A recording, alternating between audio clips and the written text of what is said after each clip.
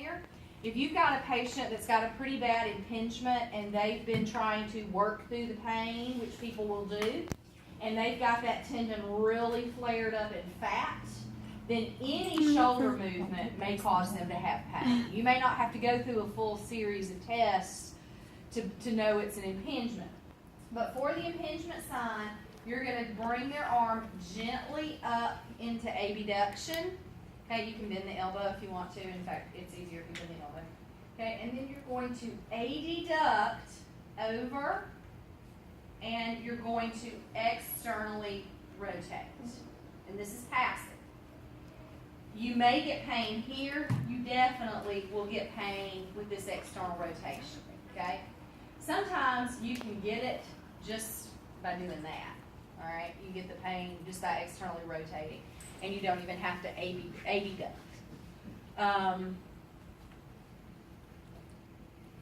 Hawkins test is an alternate one. And with Hawkins test, you're just going to start with, you're going to go from external rotation to internal rotation, and if the pain is in this area, that's a positive. Okay, it's just an alternative way. Stay there.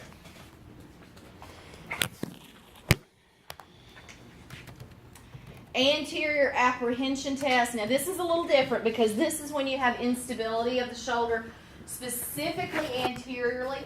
And these are patients that are going to report that their shoulder feels like it's popping out. You may audibly hear a pop when the humerus pops between some of those anterior tendons in the front. So what you're going to do with this one is you're going to adduct the shoulder to 90 degrees. You're going to bend the elbow, and you're going to put your hand right here in the front because you want to be able to feel it, and you're going to externally rotate. When you do this on somebody that doesn't have anterior instability, you can feel the humeral head as it rolls forward. Can you see how my finger pops out? Okay. When they have anterior instability, the head will pop out between those two ligaments right there, or two tendons. Okay. And so it may or may not be terribly painful, but it's going to make a pop. It's going to be a weird feeling. Patient may have numbness down their fingers. So once that happens, once you've externally rotated them and they've popped out about like right between where my fingers are, then you've got to push in and rotate down to get it back in. If you try that more than twice and it doesn't go back in, then send them to the doctor and don't keep torturing them. Okay? And it's called the anterior apprehension test because a lot of times in people that have had this happening for a little while, you might not palpate it popping out. As soon as you go into external rotation, she's going to get an apprehensive look on her face, or she's going to go, it feels like it's fixing to happen, it feels like it's fixing to happen. If she tells you that, then you can stop there and assume it's positive. You say to put it back in, you push and push in, rotate? And you're going to internally rotate. And you should be able to feel it with your fingers as it pops back in. And that's called the relocation test or the relocation maneuver when you put it back in. You want to make sure you're supporting that shoulder. All right, the clunk test or the labral test, you're going to put your patient in supine. And you're going to grab the distal portion of the humerus with one hand, and you're going to put the other hand around the posterior humerus and under the shoulder, but still over the humerus. You want to make sure you kind of got your thumb and your index finger around the humerus and your hand sort of cupping the scapula right there. And you're going to move the humeral head. So we're talking about this part. You want to be able to maneuver this. You're going to move it anterior with the proximal hand. Don't pay attention to what it says proximal or distal because I changed my hands up for which. And you're going to externally rotate the humerus. So you're going to push down a little bit and you're going to externally rotate, and you'll hear or a clunk, a grind, painful. Any of those is positive. Okay? So push anterior, externally rotate, and you'll get a clunk. sense? Okay. The client may slap you because it hurts. All right, the AC shear test, that's a pretty easy one. Oh, see how bony you are. You're pretty bony. Okay. The acromioclavicular joint right here, the AC shear test, you don't usually have to do this test. If you have a patient that has a tear, anybody in here have a tear of the acromioclavicular ligament? Okay. Because a lot of times once you have it, you always have a space there. It never goes back in. It's real common in football players, real common in basketball players. All right, so the AC joint is right here, and it's kind of painful if you sit there and poke on it a whole lot. Huh? All right, so you're going to put your hands over the posterior scapula and over the clavicle together, and you're going to kind of squeeze. I said squeeze, but I'm not pinching her this way. I'm kind of doing this. You're trying to open it. Okay? If there's an AC tear, you'll see a definitive, like put your finger in its space, that'll open up, okay? So I've got what I'm trying to do. Where's my skeleton? He's over there. I'm moving the scapula, the acromion process back, and by squeezing on the proximal portion of the clavicle, by squeezing on this end, it makes the clavicle swing out. Does that make sense? Okay? So what I'm trying to do is get that spot right there to open up, okay? But like I said, most of the time we don't have to do the test because they come running off the sideline or they come running in the clinic and there's this spot right there and you're like, oh, that's what's going on. Addison's maneuver, thoracic outlet syndrome. If y'all talked about thoracic outlet syndrome, do you know what it is? Standard. No. All right, thoracic outlet, when the brachial plexus comes out through the thoracic outlet that y'all looked at in gross anatomy. Remember that? There's a couple of arteries and veins that come with it. Right, remember that clump? It's a relatively small space. Thoracic outlet is akin to carpal tunnel syndrome. Everybody knows what carpal tunnel syndrome is, right? Compression of the median nerve in the carpal tunnel. Thoracic outlet is compression of the thoracic peripheral nerves, artery and vein, as they exit the trunk into the arm through the thoracic outlets, compression of those structures.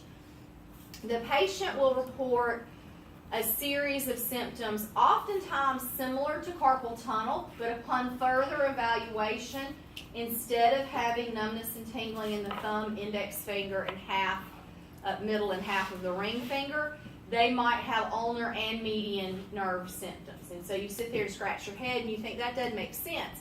This patient's been diagnosed by the doc in the box with median nerve carpal tunnel. Happens every day in my clinic. And they come in and you're like, but the symptoms don't make sense. They've got symptoms further up the arm. They've got numbness in the upper arm. They've got numbness at C6. Something's funky here. Well, when that happens, it's probably not carpal tunnel, but that's what every doc in the box thinks any patient with hand numbness or pain has, even if it's their little finger, which you know it's not, right? If it's little finger, it's what? It's ulnar nerve. If it's little finger and thumb, then your bells and whistles should go off immediately, that this is probably thoracic outlet. It could be a compression of both the ulnar and the median nerve. That does happen. But again, clinical reasoning. When did the symptoms occur? Did they fall off of a bicycle and land on their hand and have lots of inflammation taking out median and ulnar nerve? That makes sense. Maybe we've got compression of both. But if they tell you, no, this has been going on for a while, it's probably not simultaneous compression just because of median and ulna. More than likely, it's going to be thoracic outlet. But a lot of the symptoms, so you want to do assessment, and we're going to talk about that as we go further up the arm. You're going to look at sensation, you're going to look at motor and all that sort of stuff. So there's several different maneuvers and several different tests to look for thoracic outlet. Addison's maneuver is probably one of the more common ones, and it can help us to rule out a cervical rib or abnormal scaling muscles. Because the reasons a patient might get thoracic outlet syndrome are because of an extra cervical rib. In the cervical region, some people have an extra rib. It's a teeny, teeny, tiny little rib, but it is a rib nonetheless, and it gets in the way of all that stuff coming out of the thoracic outlet.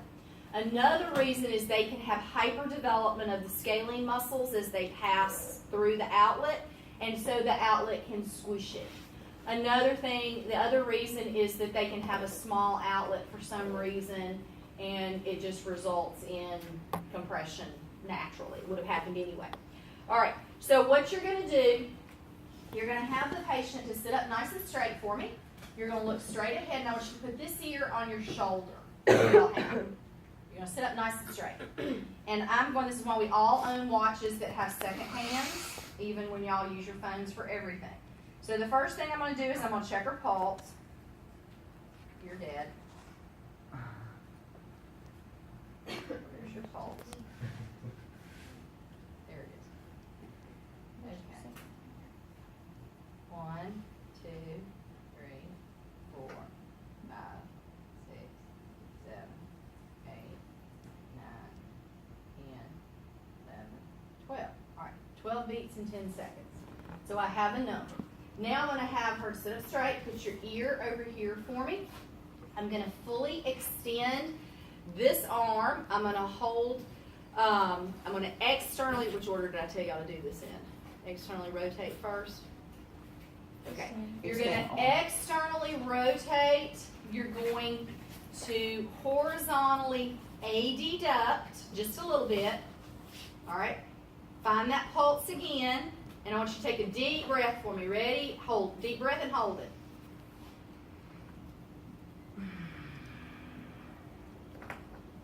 And you're going to check the pulse. If the pulse goes away, that's a positive for thoracic outlet. If the pulse slows, then that's what we call a weak positive. If the pulse stays the same, then they're negative for thoracic outlet. Okay? I have a question. Yeah. I showed him turning the head. Oh, I did. Yeah, he's got the head this way. Huh? Yeah, I goofed up, y'all. Sorry, this way. You'll see why I goofed that up, because I don't use Addison's. The next one, Halstead's maneuver, is exactly the same way, except you rotate away from the affected side. Yeah. I tend to use Halstead's, I'm sorry. But you're going to do basically the exact same thing. You're going to hyperextend the head and rotate it away from the affected side, arm by the side, slightly rotated, and horizontally abducted, and you're going to do the exact same thing. So the only difference really between Halstead